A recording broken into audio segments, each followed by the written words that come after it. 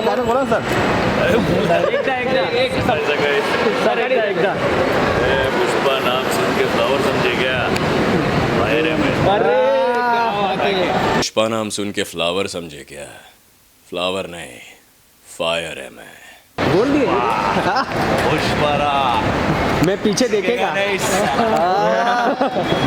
पुष्पा पुष्पाराज, मैं झुकेगा नहीं साला. Thank you. आपने जो बात की है तो पुष्पा की अगर बात करें हम जी. तो ये टॉपिक काफी ज्यादा ट्रेंडिंग है. ट्रेलर में आपने वॉइस दी थी एंड देन फिर क्या हो गया कि फिल्म में हमने श्रेयस की वॉइस को जी, देखा. जी. तो ऐसा क्यों हुआ अकॉर्डिंग टू यू, या फिर आप इस बारे में क्या कहना चाहेंगे? जी हाँ, टीज़र में मेरी आवाज़ थी और ऐसा शुरुआत में बातें चल रही थी काम वगैरह शुरू होने की, और उसके बाद फिर ये डिसीजन लिया गया कि उन्हें वॉइस रिप्लेस करनी है. हालांकि ऐसा कई बार होता है और कई वॉइस आर्टिस्ट के साथ ऐसा हो चुका है जहाँ उनके कभी कभी पूरे किए हुए काम को या जो काम वो शुरू करने वाले हैं उस काम में किसी सेलिब्रिटी या ऐसे रिप्लेसमेंट किए जाते हैं, और ऐसा बहुत बार हो चुका है कई लोगों के साथ.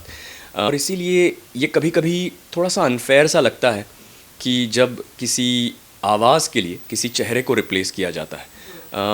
अगर आप आवाज़ के लिए आवाज़ को रिप्लेस करें तो that is completely fair, because वही तो ये फील्ड है जहाँ इट्स अ वॉइस फील्ड.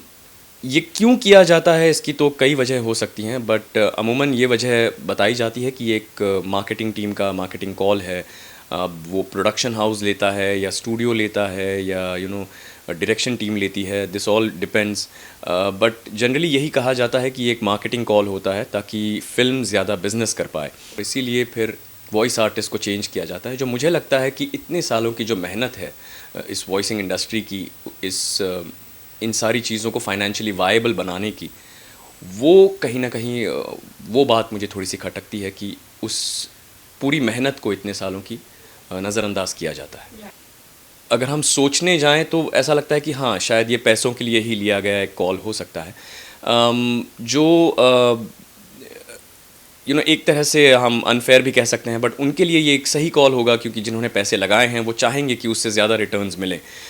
अब थोड़ा सा यहाँ आके थोड़ी सी गाड़ी हिल जाती है पटरी से, क्योंकि अब सोशल मीडिया की वजह से जो फैंस हैं, जो इतने सालों तक एक वॉइस आर्टिस्ट की आवाज़ पसंद करते आए हैं, जब वो वॉइस आर्टिस्ट की आवाज़ रिप्लेस हो जाती है तब कम से कम अब उनके पास एक प्लेटफॉर्म है जहाँ वो खुलेआम अपनी ओपिनियन एक्सप्रेस कर लेते हैं, जहाँ वो बता पाते हैं कि नहीं, जिनकी आवाज़ पसंद करते हुए हम इस एक्टर को जान पाए हैं या इस एक्ट्रेस को जान पाए हैं, हमें उसी कैरेक्टर की आवाज़ चाहिए. तो भले ये डिसीजन किसी आर्टिस्ट के हाथ में ना हो कि उसे रिप्लेस किया जाएगा, या कई लोगों ने मुझसे पूछा था कि आपने इस फिल्म में आवाज़ क्यों नहीं दी, हमें बहुत ये फिल्म तो मैं उन सभी को कहना चाहूँगा कि आर्टिस्ट के हाथ में नहीं होता ये फ़ैसला. ये सबसे आखिर में इनफैक्ट आर्टिस्ट को पता चलता है कि वो ये फ़िल्म कर रहा है या नहीं कर रहा. तो ये एटलीस्ट अब थोड़ा सा हमें इस बात से धीरज मिलता है कि जो काम किया जा रहा है वो चाहने वाले सराह रहे हैं, वो कह रहे हैं कि हमें ये आर्टिस्ट पसंद है, इसका ये काम पसंद है. तो at least as an artist that is my take away कि हालांकि मैं फ़िल्म नहीं कर पाया पर लोगों का प्यार नज़र आया और उससे और बेहतर काम करने की एक ऊर्जा, एक शक्ति मिलती है. राइट जी. तो जैसे कि मैंने कहा आपने कितने सारे आर्टिस्ट जो है साउथ इंडस्ट्री में उनके लिए वॉइस दिया है. Any one particular your favourite जिसके लिए आपको अपनी वॉइस देना बहुत ज़्यादा पसंद है, कोई पर्टिकुलर आर्टिस्ट? कई सारे एक्टर्स हैं जिनके लिए आवाज़ देना बहुत पसंद है. हालांकि ये डिपेंड करता है कि फ़िल्म किस तरह की है.